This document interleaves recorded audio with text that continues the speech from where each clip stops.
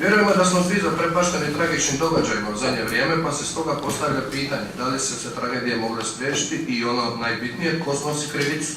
Neki optužuju Centar za socijalnu skrb, neki možda najgoru ministricu u povijesti Hrvatske, dok ja evo tvrdim da ste krivi upravo vi, gospodo iz HDZ-a.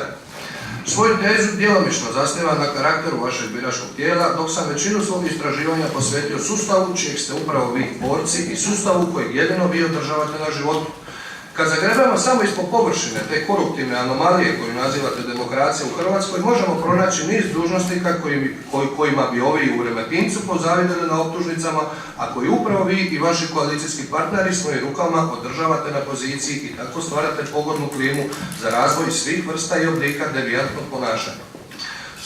Slučaj požarskog župana, zadarskog pročelnika, predsjednika županijskog kluba HDZ-a samo je kap u moru gotovo svih oblika obiteljskog nasilja, mobinga ili seksualnog uznemiravanja.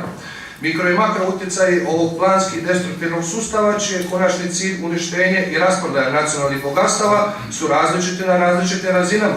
Pa tako kad se sa državne Sodome spustimo na lokalnu gomoru, postane nam jasno koliko smo mi u Zadru zapravo morbidno napredni. Ratno profiterstvo je kod vas odavno vrlina, kakve spodove nazivate poduzetnici, da ih puštate na fakultete da djeci pričaju kako su se oni bogatili dok su im tadašnji vršnjaci ginuli.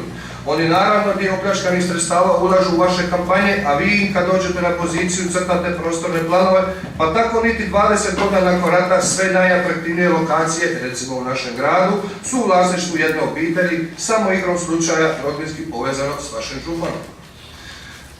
Priznajem, nisu svi grijesi vašeg sustava nasilničke prirode, ima tu i nepotizma, licemjera i svih oblika nemorala.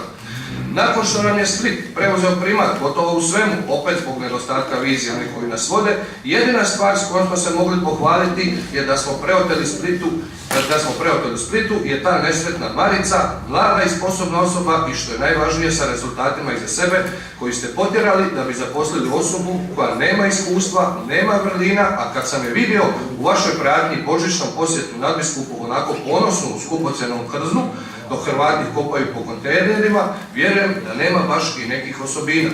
I onda mi očekujemo da će takva osoba pravedno presuditi u slučaju Zadarskog centra za socijalnu pomoć.